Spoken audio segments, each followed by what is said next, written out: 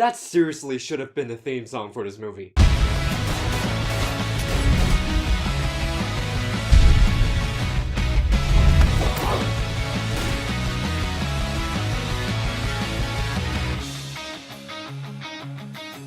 Welcome back to Film with Fire! And today we're reviewing the latest addition to the Marvel movie universe, Captain America: The Winter Soldier.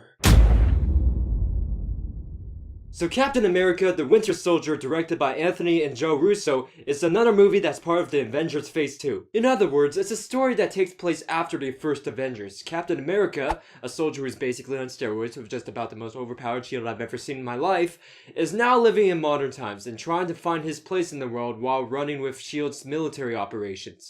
I gotta say, for a movie that's centralized on my least favorite Marvel character, I really enjoyed this film. Unfortunately, I didn't really like the first one at all. I'm sorry, I just thought it was really over-patriotic and corny. But this sequel?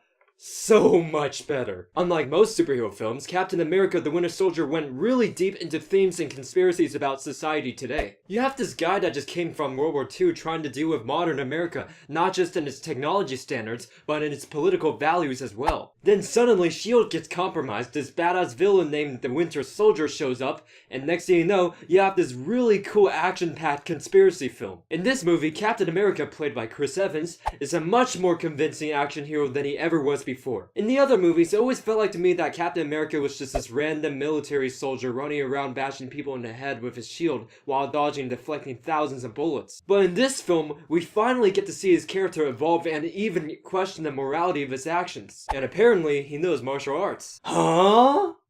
That's always a plus. Aside from Captain America though, there were plenty of other characters that sold this movie. Scarlett Johansson is kicking ass again as Black Widow, Samuel L. Jackson is back, and Cap's even got this new badass sidekick named Falcon. And one of the greatest additions to the cast in my opinion, Robert Redford. The guy's considered a Hollywood icon, having a huge career since the 1960s. Turns out he plays a really significant role and has some of the coolest lines in this movie. Unfortunately, the person that felt most out of place in this film was the Winter Soldier. Huh? Don't get me wrong, he was cool to watch and the actor was great, but he wasn't really focused on as much as he should have been for a movie that's titled Captain America: The Winter Soldier. I mean, yeah, they did touch on his background a little, but by the end of the movie, I was still left wondering what exactly happened to him, and why was his role as a villain not as strong as it should have been. Last thing, I just really wanted to point out how ridiculously overpowered that shield is. It basically defies every law of physics. There will be some scenes where people will be yelling, "Bullshit! Bullshit!"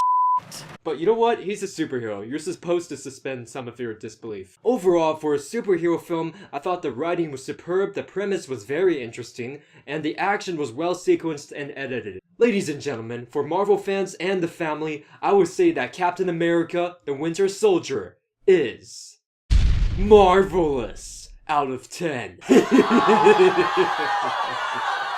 So my question for you is, who is your favorite Avenger? Let me know in the comment section below. Also, if there's another movie you want me to review, don't forget to rate, comment, and subscribe. Thanks for watching, and I will see you guys next time.